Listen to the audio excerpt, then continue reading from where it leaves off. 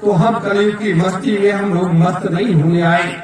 अगर कलयुग की मस्ती में मस्त होने आते, मस्त होते कलयुग की मस्ती में, तो आज इस सतयुग तीर्थ की धरा पर यहाँ ये ज्योति का प्रकाश न डिमडिमा ये न दिखाई देता। यहाँ तो तमाम उजाले दिखाई देते, तमाम बड़ी बड़ी बिल्डिंगें दिखाई देती, बड़ी बड़ी गाड़ियां दिखाई देती, बड़े बड़े लोग खड़े होते आपके साथ में, बड़े बड़े लोग खड़े होते। लेकिन याद रखो कि ये परिवर्तन, ये व्यवस्था लाखों करोड़ों से नहीं बदलती है। लाखों करोड़ों लोग स्वामी जी महाराज के साथ में थे, लेकिन व्यवस्था नहीं बदल पाई और दूसरा मार्ग तैयार करना पड़ा, दूसरा रास्ता तैयार करना पड़ा। पांडवों के साथ में केवल भगवान कृष्ण खड़े थे, दुर्योधन के साथ बड़े बड़े महारथी योद्धा खड़े थे, लेकिन जीत जो है सत्य की हुई, क्योंकि समस्त देवी देवताओं ने भगवान कृष्ण के आह्वान पर, समस्त देवी देवताओं ने सारी शक्तियां आकर के उनके साथ खड़ी हो गई थी। उसी तरीके से 19 मार्च 2019 को आह्वान करने के बाद जितनी भी लोक में जितनी भी देवी देवता हैं, जितनी भी शक्तियां हैं, जो भी है वो आपके साथ खड़ी है, आपके धर्म ध्वजा पर विराजमान है और वो चारों तरफ से घूम रही है। याद रखो मेरे साथियों, मेरे धर्म प्रेमी गुरु भाई बहनों, ये वो मार्ग है जहाँ आपके साथ भगवान शिव काम कर रहे हैं, आपके साथ हनुमान जी काम कर रहे हैं, आपके साथ नवरात्रि माताओं का वो व्यवस्था काम कर रहा है। तो सारी शक्तियां तो आपके साथ खड़ी हैं, सारी शक्तियां आपके साथ खड़ी हैं। इस निर्जन वन में आज गंगा बहती हुई माता गोमती, जिसके सानिध्य में हम लोग उनके कलरों में जीते हैं, कि यहाँ लोग 2, 4, 10 लोग भी रहते हैं बड़ी शांति के साथ, क्योंकि सारी शक्तियां सुरक्षा पैरा लगा रहता है। मेरे धर्म प्रेमी गुरु भाई बहनों, आज जरूरत इन्हीं सब चीजों की है कि हम लोगों को सच्चे मन से, सच्चे आस्था और विश्वास के साथ हमें अपने मार्ग को तय करना है। और जो लोग चले गए उनको जाने दीजिए, जो लोग किसी के भी साथ चले गए कोई बात नहीं, कोई चिंता नहीं है, कोई चिंता नहीं है। हम लोग क्या हैं? एक मनुष्य बनाने की मशीन है, मनुष्य पैदा करने की मशीन है, और जैसे जैसे मनुष्य को पैदा करना है उसको ऐसे ऐसे करके पैदा करते चले जाएंगे। लाखों करोड़ों आपके साथ खड़े हो जाएंगे और लाखों करोड़ों ऐसे ऐसे करके चले जाएंगे। कौन बचेगा? हजारों लोग बचेंगे, और वो छोटे छोटे लोग हजारों लोगों के द्वारा एक बड़ी व्यवस्था का बदलाव होगा, और ऐसा बदलाव होगा, ऐसा परिवर्तन होगा जो लोगों ने कभी देखा नहीं होगा। इसलिए राजनीति का पहिया और धर्म नीति का पहिया दोनों बराबर हमें चलाना है, हमें दोनों बराबर चलाना है। हमें संघर्ष के मार्ग से पीछे नहीं रहना है, हमें धर्म के मार्ग से पीछे नहीं रहना है। बहुत से लोग कहते हैं नामदान कब मिलेगा, नामदान कब मिलेगा, स्वामी जी महाराज आएंगे तब तो समय लगेगा, नामदान कब मिलेगा। तो नामदान तो ये नहीं है, लेकिन एक महामंत्र है, सत्योम जय गुरुदेवाय नमः। ये एक महामंत्र है जिसको मैं भी रात दिन जपता हूँ, आप भी जपते हो। ये एक महामंत्र है, इस महामंत्र को अपने अंदर आत्मसात कर लो, अपने अंदर आत्मसात कर लोगे, आपको एक मार्ग मिल जाएगा, आपको एक रास्ता मिल जाएगा, आपकी आत्मा शुद्ध और निर्मल हो जाएगी। और ये जो दरवाजा बंद है, जो ये दरवाजा बंद है, ये दरवाजा खुल जाएगा, ये दरवाजा खुल जाएगा और आपको वो रास्ता मिल जाएगा।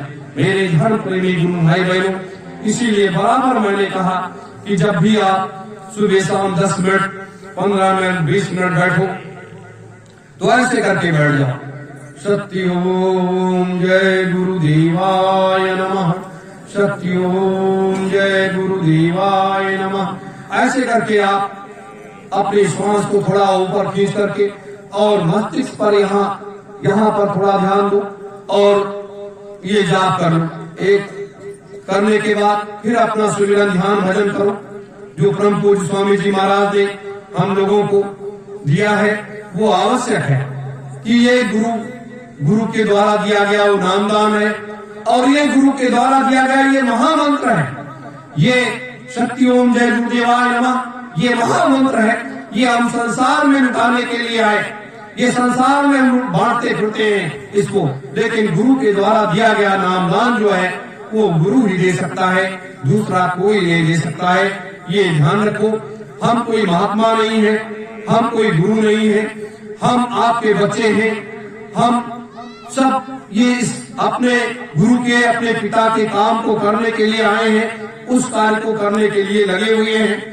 उसमें आप सबकी सहभागिता, आप सबका सहयोग, आप सबकी सेवा ही प्रार्थनीय है।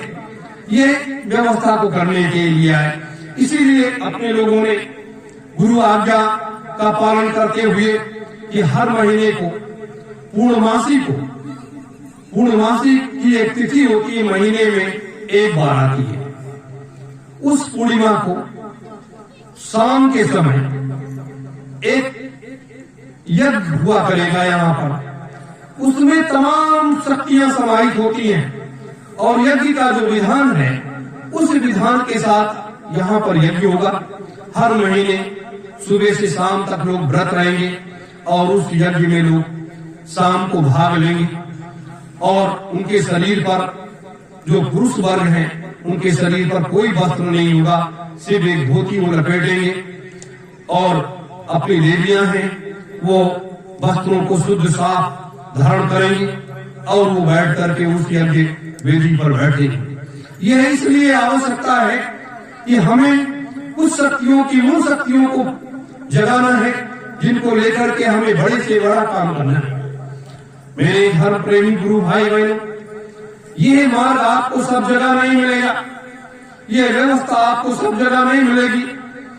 यह गुरु का वो सच्चा दरबार है, भगवान का वो सच्चा दरबार है, जिस दरबार से गुरु और परमात्मा दोनों का काम आगे बढ़ रहा है और उसको बढ़ाया जा रहा है। ये सब जगह नहीं मिलेगा। इसीलिए मैं उन सभी उत्तर प्रदेश में, उत्तराखंड में हमारे जितने भी भारतीय सुभाष सेना के प्रत्याशी गण चुनावी अभियान में भाग लिए, ऐसे लगभग 65 लोग हैं।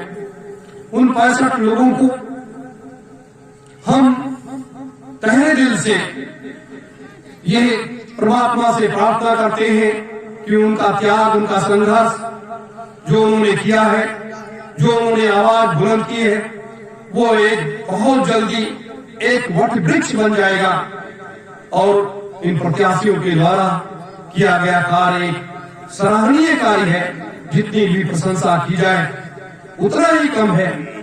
मालिक की दया, परमात्मा का सानिध्य आशीर्वाद उनको मिलता रहा और उन्होंने इस कार्य को आखिरी अंजाम तक पहुंचाया है। इसलिए उन सभी को बहुत बहुत बधाई, बहुत बहुत बधाई कि आज के इस कलिकाल की इस बेला में इन असुरी लोगों से मुकाबला करने के लिए उन्होंने अपने कदम को आगे बढ़ाया। लेकिन अपने धर्म प्रेमी गुरु भाई बहनों ने, बहुत से लोगों ने क्या किया, जाति को देखा कि ये व्यक्ति हमारी जाति का है तो हमें उसको वोट दे देना चाहिए।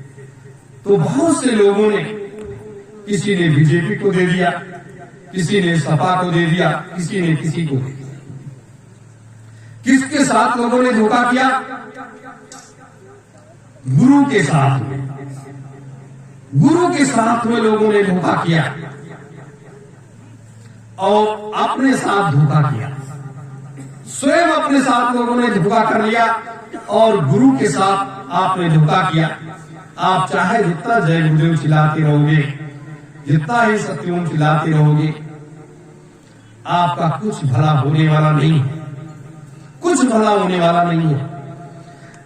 क्योंकि जब सत्य के तराजू की तौल शुरू हो जाती है, जब सत्य के तराजू की तौल शुरू हो जाती है तो वहां उसकी नाप देखी जाती है, वहां उसकी नाप देखी जाती है।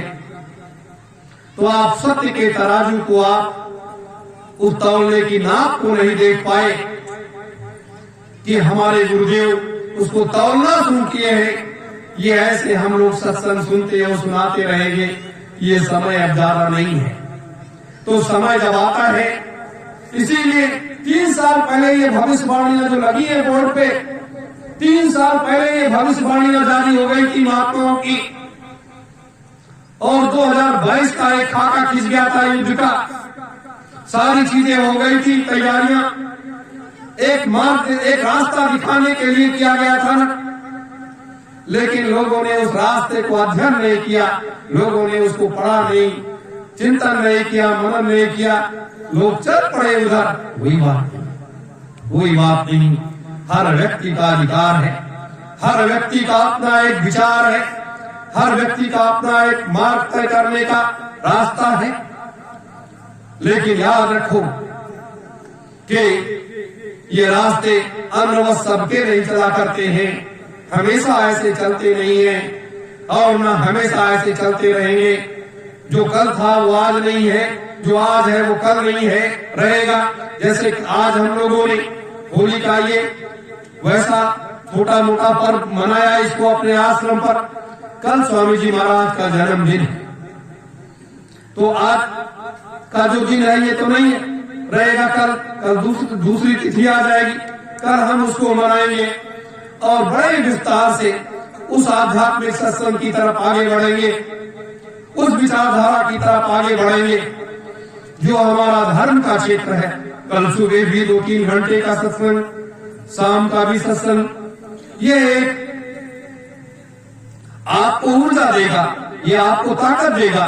मैंने जो आपको ये मार्ग बताया है, ये रास्ता जो बताया है, ये रास्ता इसलिए मैंने बताया है आपको कि इस मार्ग को आप चिंतन करो, मनन करो और अपने साधना में बैठ जाओ ऐसे। और ये जो दरवाजा बंद है, जो इसके अंदर इस मन रूपी मंदिर में जो ये देवता बैठा हुआ है, इस देवता को देखने का प्रयास करो।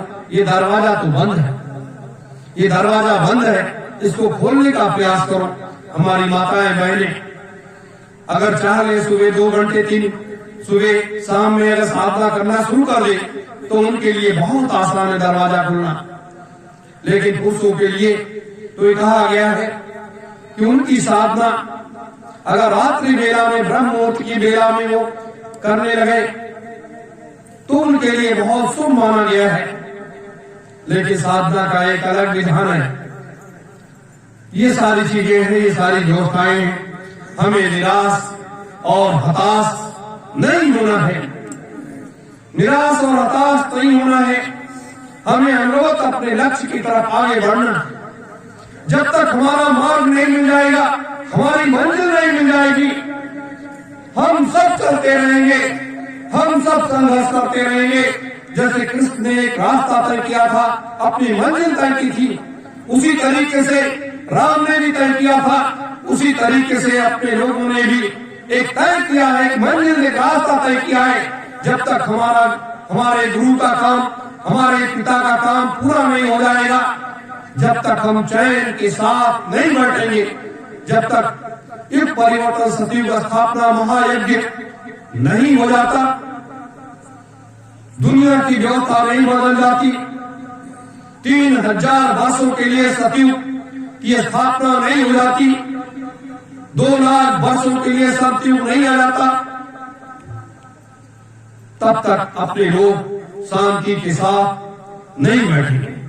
जब तक हम भारतीय सुभाष सेना का शासन पूरे भारत वर्ष में नहीं हो जाता, दिल्ली से राजधानी मथुरा नहीं आ जाती है, तब तक अपने लोग चैन से नहीं बैठेंगे और भारत वर्ष की राजधानी ला करके और उस व्यवस्था को सुदृढ़ और मजबूत कर देंगे।